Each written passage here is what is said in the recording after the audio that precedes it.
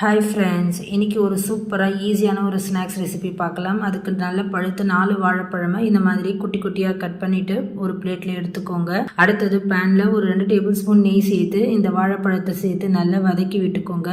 நல்லா குறைவாக இந்த அளவுக்கு வதங்கி வந்ததும் அடுத்து இது கூட ஒரு அரை கப்புக்கும் கொஞ்சம் குறைவாக ரவை சேர்த்து நல்லா வதக்கி விட்டு கூட அரை கப்பு துருவின தேங்காய் சேர்த்துக்கோங்க. பிடிச்ச 3 ஏலக்காவை சேர்த்துட்டு ஒரு 3 டேபிள் ஸ்பூன் அளவுக்கு சர்க்கரை சேர்த்து நல்லா கலந்து விட்டதும் இப்போ இது கூட நம்ம ஒரு அரை கப் அளவுக்கு பால் சேர்த்து நல்லா கலந்து விட்டுக்கோங்க. இந்த அளவுக்கு நல்லா திக்காக கெட்டியாக வந்ததும் ஒரு பிளேட்டில் மாற்றிட்டு கைக்கு சூடு பொறுக்கிற அளவுக்கு வந்ததும் இந்த மாதிரி சின்ன சின்னதாக உருட்டி எடுத்துக்கோங்க.